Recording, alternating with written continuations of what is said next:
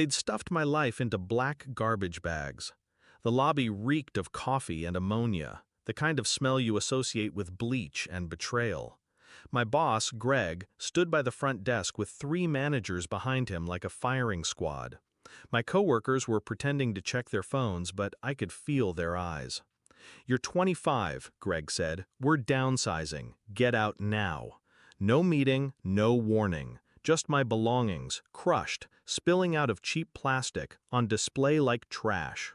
I didn't speak. I didn't give him the satisfaction. I just smiled, picked up my car keys, and walked out without touching a single bag, because I'd already taken everything I needed. Flashback, 1 year earlier. When I first met Greg, he called me the future of the company. He said I had energy and instinct.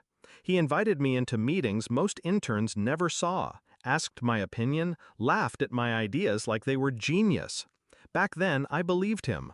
I worked late, brought him solutions before he knew there were problems. I was loyal in a way only the young and hungry can be. But loyalty is a one-way street for people like Greg. The cracks started small. A skipped invite to a client dinner. A project I'd built from scratch suddenly being presented by someone else, Greg's favorite senior manager. Then came the praise that didn't include my name. And finally, the late-night email I wasn't meant to see. Greg forwarding my proposal to another manager with the words, "Run this under your department, credit it to yourself." That was the moment I understood. I wasn't the future of the company. I was a resource to be drained, then discarded. So I didn't confront him. I started watching him. Greg liked control. He liked knowing he could pull a lever and someone's career would move or collapse. That arrogance made him sloppy. He'd brag about upcoming deals in the elevator, forgetting who was listening. He'd leave signed documents in plain sight on his desk. I memorized names, dates, figures. By the time he'd stripped my projects from me, I already had something he didn't know I possessed, a map of the company's most valuable relationships. Planning started quietly.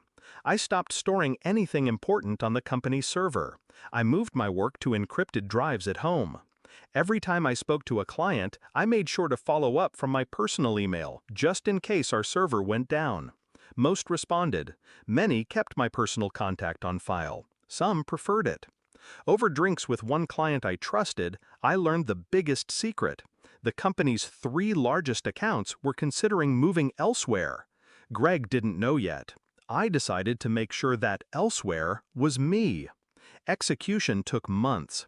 I reached out to those accounts not to poach, just to build trust. I anticipated their needs, solved problems before they escalated. I didn't ask them to move, I just made it easy to imagine working with me directly. Meanwhile, I started a side company, quietly, legally, under a name that could never be traced back to me until I wanted it to be.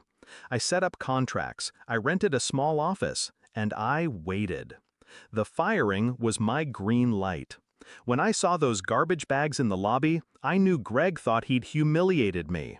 That was his style, public execution to scare the rest. I didn't touch the bags. I walked past him like he didn't exist, got in my car, and drove straight to my new office. By the end of that week, I'd sent polite, personal emails to every client I'd ever worked with, letting them know I was available for consulting work if they ever needed me.